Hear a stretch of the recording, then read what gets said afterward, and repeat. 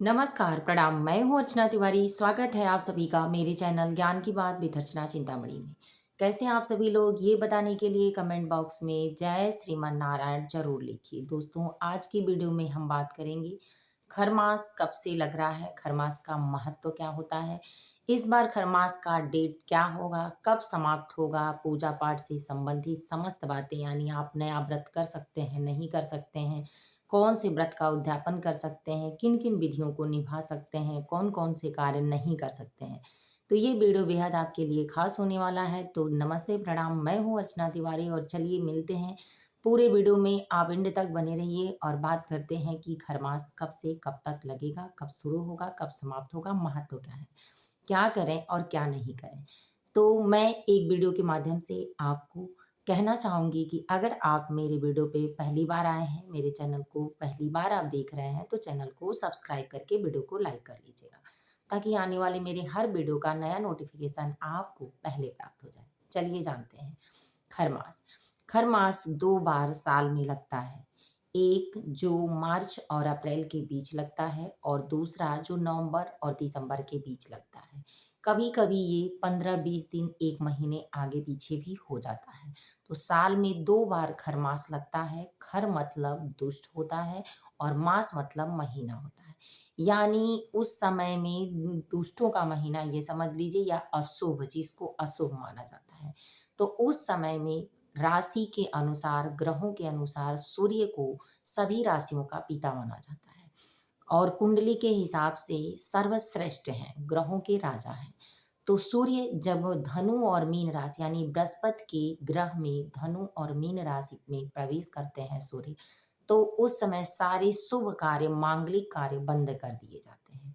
उस समय में शादी करना, विवाह करना, मुंडन करना, जनेऊ करना, शुभ संस्कार, 16 संस्कार बंद हो जाते हैं। नहीं करना चाहिए क्योंकि इसका उल्टा प्रभाव होता है।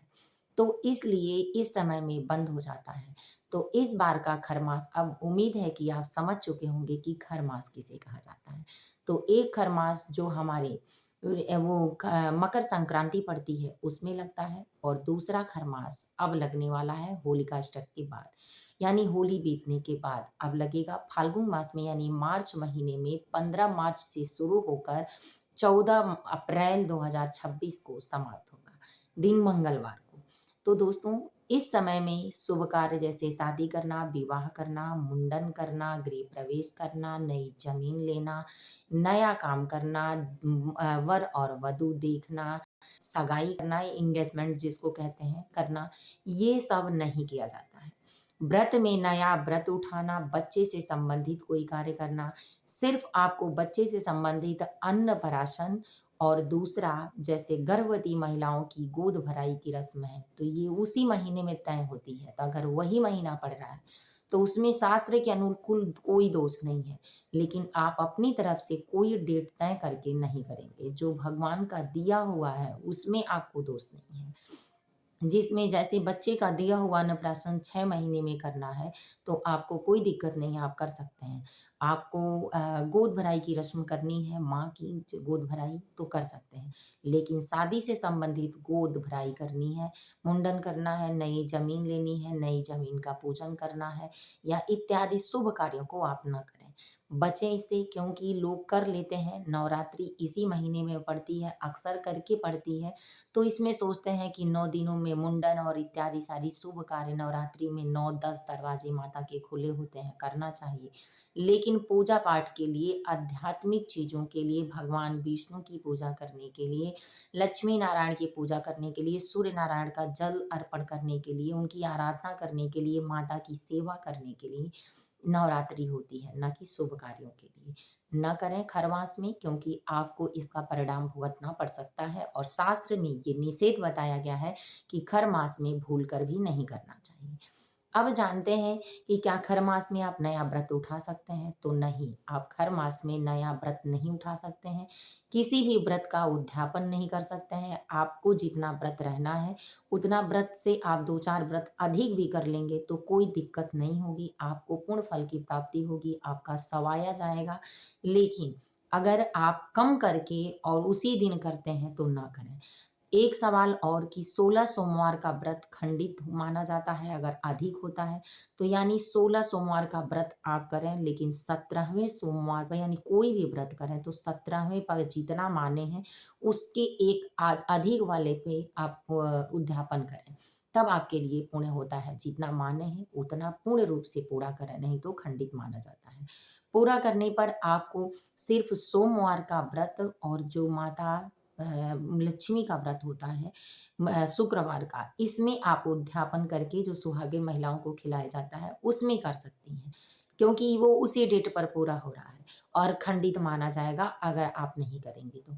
लेकिन बाकी का जो नया व्रत है, जैसे बृहस्पतिवार का हुआ, मंगलवार हुआ, बुधवार हुआ, एकादशी हुआ, ये सब व्रत आपको उत्तम तिथियों पर ही उठाना चाहिए। जैसे शरद पूर्णिमा की एकादशी पड़ती है या शरद पूर्णिमा से पूर्णिमा का व्रत उठाएं। एकादशी जो विजया एकादशी पड़ती है या इसके पहले कई एकादशियां, वैकुंठी एकादशी पड़ती है, नीराजली एकादशी पड़ती है।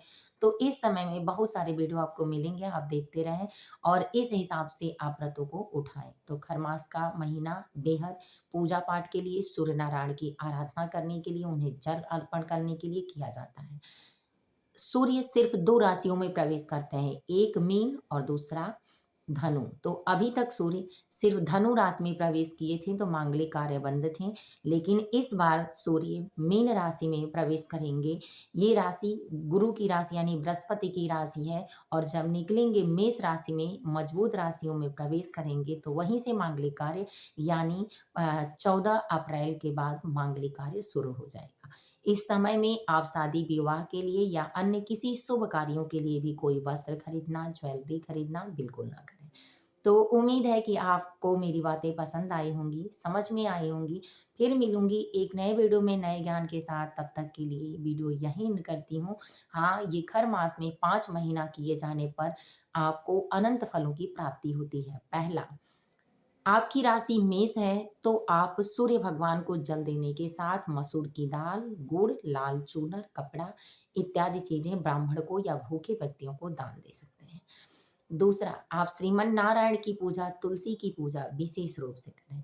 तीसरा, अपने घर में सुंदरकांड का पाठ, माता लक्ष्मी की आरती पूजा जरूर करें।